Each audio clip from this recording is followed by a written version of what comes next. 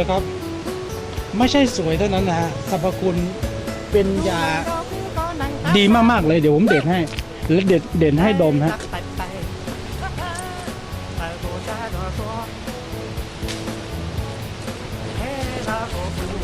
นี่ไม่ใช่สวยเท่านั้นเป็นดอกสีม่วงแต่กลิ่นเป็นยาคลายเส้นโดยตรงซึ่งความเชื่อเรื่องของไสยศาสตร์พี่น้องเชื่อว่าพี่น้องมงดั้นเดิมเขาเชื่อว่าถ้าเอากลิ่นของยาต้นนี้มาถูกับร่างกายแล้วผีได้ยินกลิ่นผีก็กลัวโรคภัยไข้เจ็บสัมผัสกลิ่นนี้ก็หนีหายอย่างนี้แล้วเวลาเหมือนแบบว่าคนที่เขาฉวดเจ๊งอ่ะเขาก็มีกลิ่นนี้เหมือนกันกลิ่นนี้ใช่กลิ่นนี้แหละที่มงเอาไปสวดเจ๊งอ่ะชื่อป่าเดป่าเดใช่มงเรียกว่าป่าเดแต่กลิ่นแรงมากแล้วก็เป็นยาที่ทุกหมู่บ้านต้องมียาต้นนี้เพื่อแก้อาการ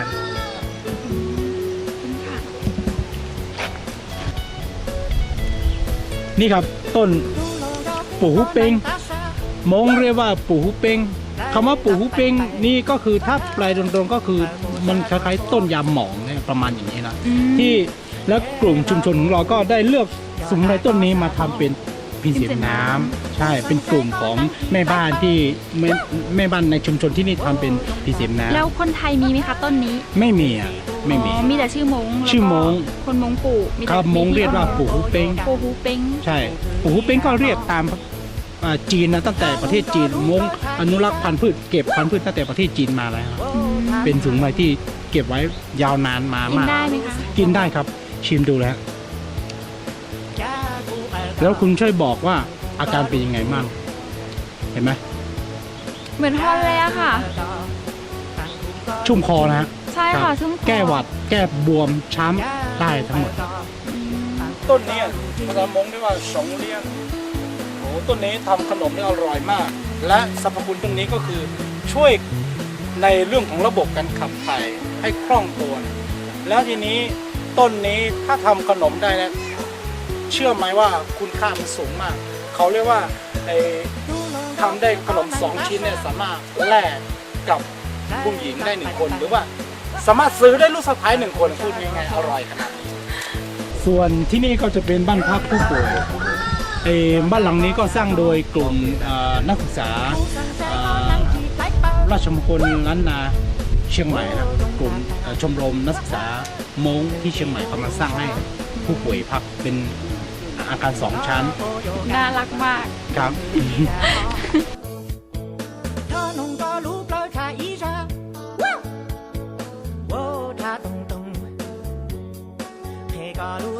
ด้านนี้จะเป็น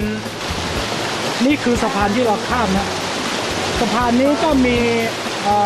แม่เฒ่าผู้หนึ่งเขาให้ผมสร้าง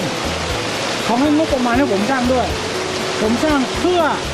ให้ผู้ป่วยได้เดินไปเดินมาแล้วก็ได้มาศึกษาสมุนไพรที่เป็นสมุนไพรธรรมชาติที่อยู่ในพื้นที่ดอยนอนเนี่ยนี่สรุปก็คือด้านนี้จะเป็นสมุนไพรป่าที่อยู่ในป่าผมเก็บ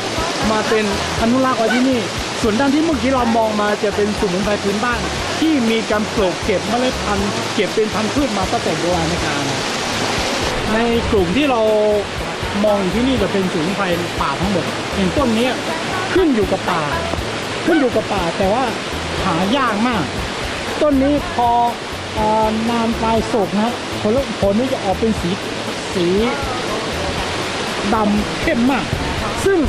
สมุนไพรต้นนี้เขาจะใช้เกี่ยวกับการบำรุงเลือดคนที่ขาดเลือดมากจริงๆเขาจะใช้ต้นนี้ในสมุนไพรในสวนสมุนไพรธรรมชาตินี้ผมก็สร้างโฮมสเตย์ไว้อีก2 หลังเพื่อกลุ่มนักศึกษากลุ่มที่อยากจะมาเรียนรู้ซึ่งกลุ่มนี้จะไม่ใช่กลุ่มผู้ป่วยนะแต่กลุ่มที่อยากจะมาศึกษาสมุนไพรอะไรต่างๆหรือว่ากลุ่มญาติกลุ่มเพื่อนที่เขามาเขาก็สามารถมานอนพักกับโฮมสเตย์2 หลังที่นี่ได้เป็นโฮมสเตย์บ้านดิน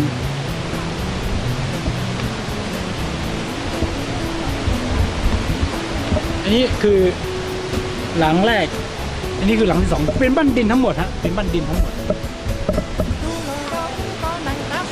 ดูข้างในได้ฮะ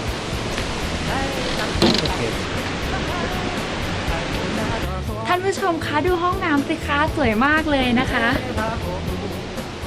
ชอบอ่ะท่านผู้ชมคะบรรยากาศในห้องของโฮมสเตย์ที่นี่นะคะดีมากๆเลยค่ะอยู่นี้นะคะรู้สึกเย็นจังเลยสบายที่สำคัญค่ะ